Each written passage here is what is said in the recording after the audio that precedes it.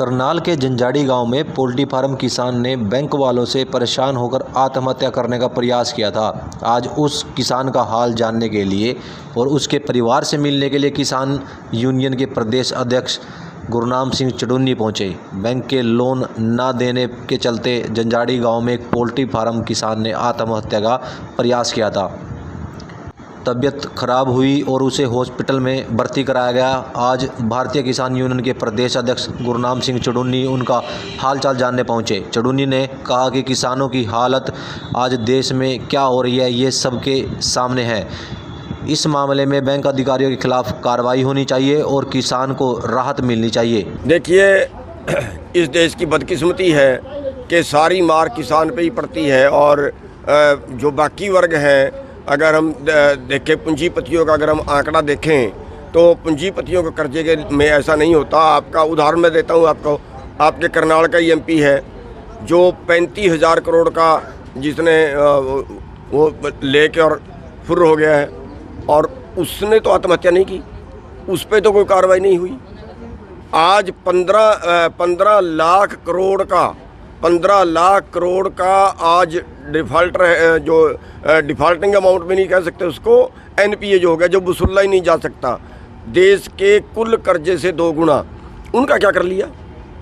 हमारे देश का कानून, अगर एक आदमी की 10 फैक्ट्री हैं, एक फैक्ट्री घाटे में गई, 9 फैक्ट्री मुनाफे में है, जो घाटे में गई उसकी सरकार मालिक है, जो मुनाफे में गई उसके मालिक खुद मालिक है, वो 9 बेच के उसके पैसे कभी वसूले गए क्या? तो किसान से मिले आप, क्या बताया उन्होंने? देखिए, किसान से तो मिलके कोई बात हो ही नहीं पाई। वो तो बोलने की स्थिति में नहीं है, आईसीयू में है, केवल देख ही पाए हैं उनको और बोलने की हालत में। परिवार से बात हुई होगी जी? परिवार से बात हुई? हाँ, परिवार से बात हुई और परिवार ने जो बताया है, ये एक बड़ा घोटाला, इसके पीछे बड़ा घोटाला, किसानों को मरने के लिए मजबूर करने का एक षड्यंत्र। पहली बात, जब लोन दिया गया तब 10 लाख रुपए की रिश्वत ली गई। ये जो परिवार वाले हैं उसका नाम बता रहे हैं, वीडियो में उसका नाम ले रहे हैं, उस पर अभी तक कोई पर्चा दर्ज नहीं हुआ। तो बैंक के अधिकारी शामिल हैं?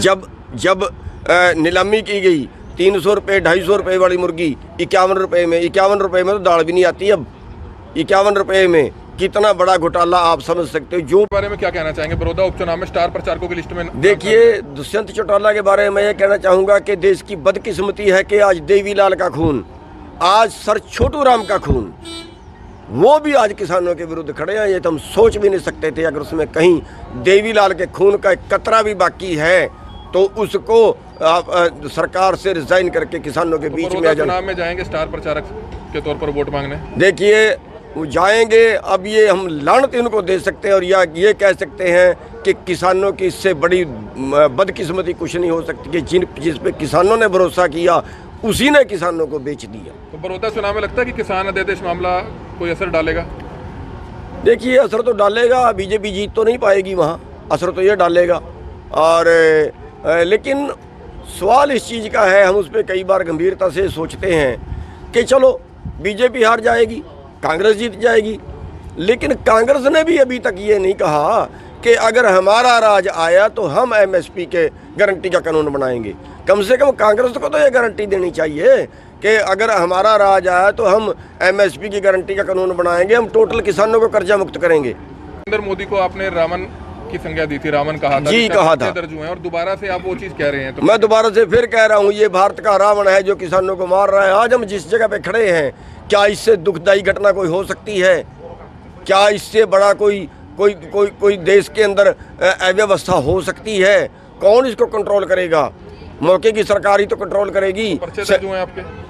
जी, पर्चे दर्ज हुए, खूब हुए, कर रहे हैं। तब 10 तारीख को 307 के पर्चे, इरादा कत्ल के, किसका कत्ल करने जा रहे हैं? हम रैली करने जा रहे हैं, हम अपनी बात कहने के जा रहे हैं तो हम कातिल हो गए। हम उनका विरोध करने के लिए, काले कानून का विरोध करने के लिए जा रहे हैं, हम कातिल हो गए।